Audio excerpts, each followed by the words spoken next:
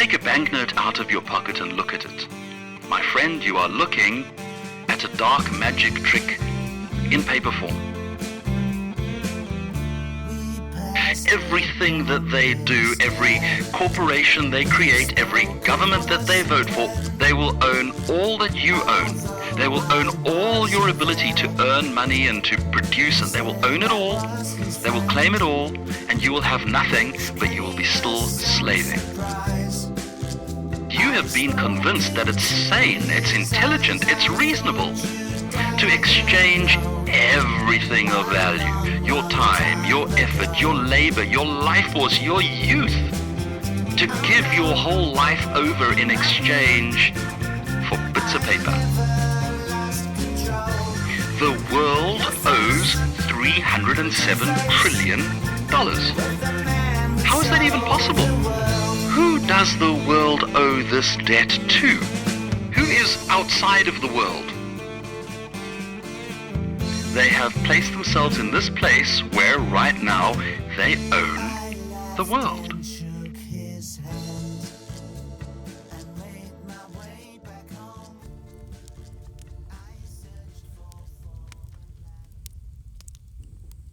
Greetings, my friends. I am Adamu, of the monadic entity of the Pleiadian civilization, and I'm coming to you as always through my dear friend and trusted scribe, Zingdad. My friends, today I want to tell you about one of the pillars of control. These are the dark magic tricks that the dark elite use to control you, to work on your mind, your body, and your soul, yours individually and all of humanity. And the pillar of control we're talking about today is a dark magic trick called fiat money and all of its ancillary concepts, which I'll try to break down for you in means that are perhaps not too academic. But before we get into that, I do want to say that because of this dark magic trick, money has become very unfairly maligned. Money itself is simply a concept, a tool, a means of exchanging energy. And in and of itself, it's quite a useful notion. If you are a farmer growing broccoli, and I am an engineer producing motor cars, how will you pay for a motor car in broccoli? A little hard, I'm sure you can imagine. But if you can exchange your broccoli for money and then purchase a car with money, then the means of exchange is made so much easier, especially over great distances. Exchange is one of the fundaments of civilization. So exchange of energy, when it's reduced to money, is simplified. So please understand, we're not saying that money is evil or that money is a black magic trick, but hear me as I explain how money, which is a neutral thing, a tool, became a black magic trick. Deep in your history, there was a time when people exchanged articles of production, their broccoli perhaps, for copper, silver, and gold.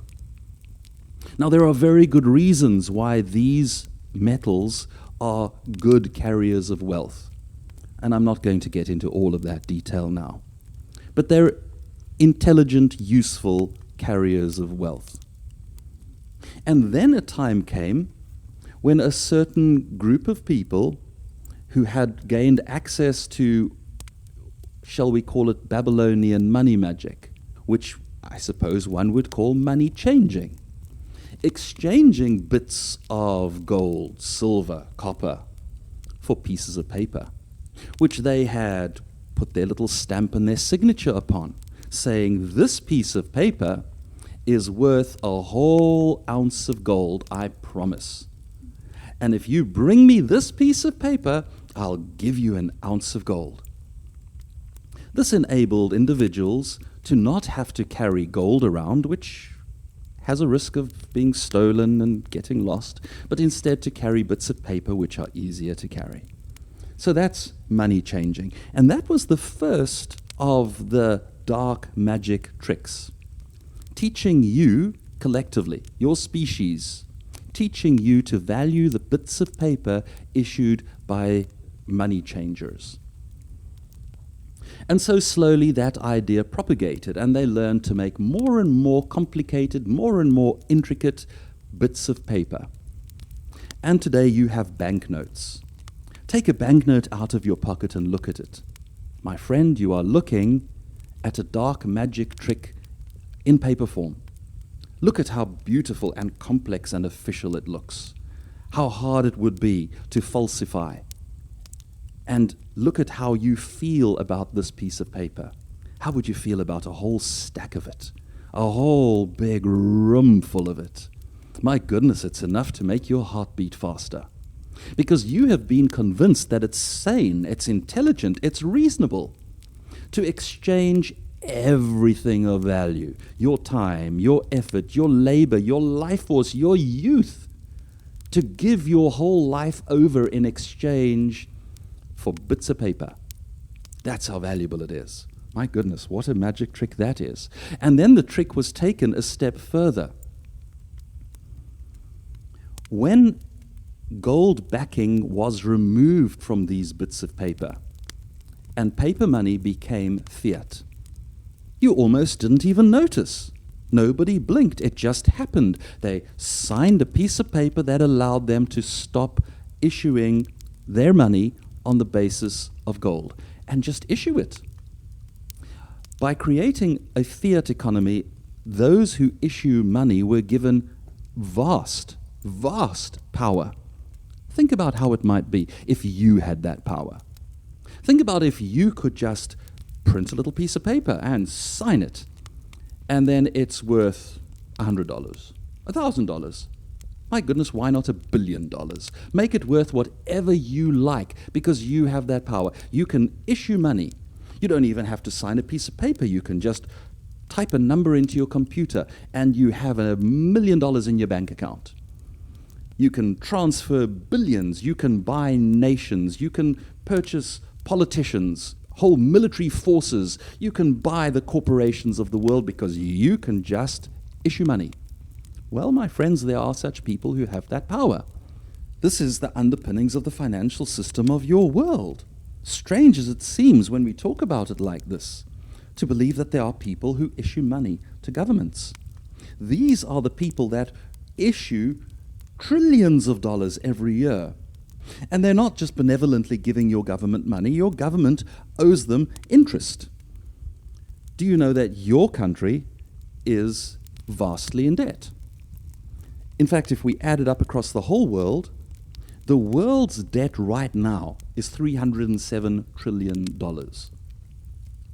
Think about that number, hold it in your mind while I tell you that the world produces $104 trillion worth of stuff every year. In other words, the whole world's production running at full steam, doing everything that it can to do business and make money, would take 3 years to pay off its debt. Let that sink in. 3 years to pay off the debt that the world owes. How is that even possible? The world owes $307 trillion. Who does the world owe this debt to? Who is outside of the world?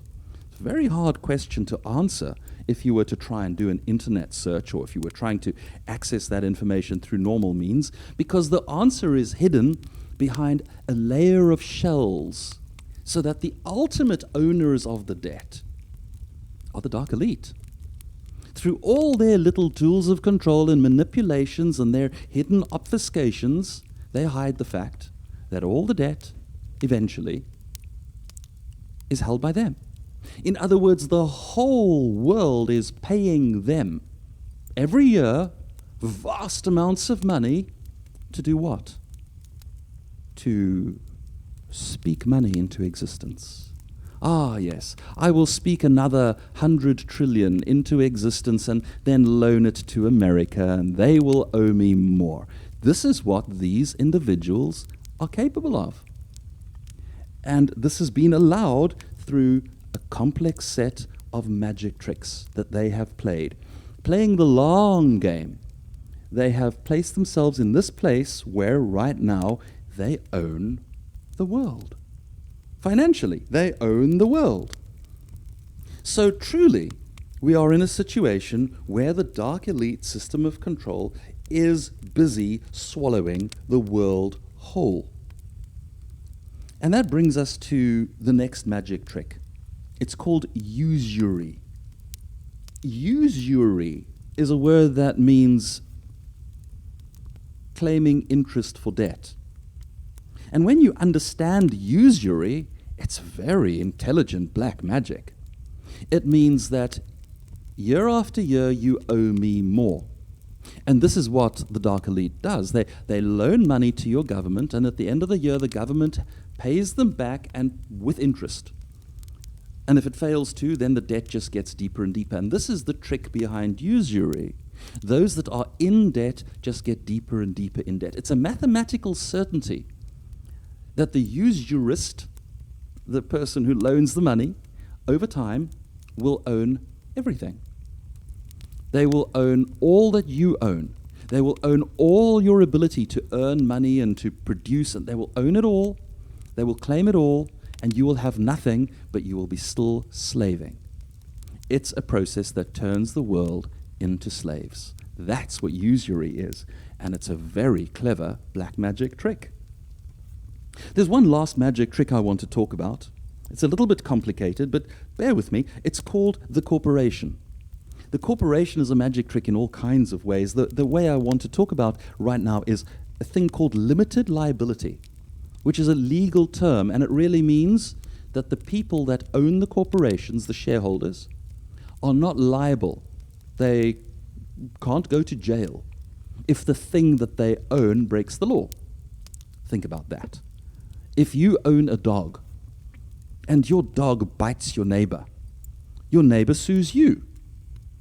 Why do you have liability for what your dog does? Your dog is its own whole person with its own whole choices. But that's what makes sense in the world. You are responsible for the things that are under your control. Well, why not with corporations? And the reason is because it's a dark magic trick. You see, it allows the dark elite system of control to operate. Now, the agents of the dark elite, once again through shells and obfuscations, can eventually begin to own all the corporations in the world. And they're well on their way to exactly that. And that means those corporations can do anything, can rape the planet of its resources, can destroy the climate, can destroy the economy, can behave in any egregious manner that they seem fit, and the owners, the dark elite themselves, cannot be pursued legally. You can't blame them, take them to court, harm them, take from them their ill-gotten gains, because limited liability. All upside, no downside. Now, my friends, there's a lot more to this. There's a lot more to all of this. And your dear Adamu can talk about this for hours and hours because I'm fascinated by it. I'm fascinated to watch all this dirty darkness going on and seeing how humanity is coping with it. But I would like to offer you a spot of good news. That is to say that this entire system is teetering on the edge of implosion, which is a mathematical certainty just as the mathematical certainty of the ownership of everything. It's a system that fails and implodes. And so your dark elite are trying to do something called a reset.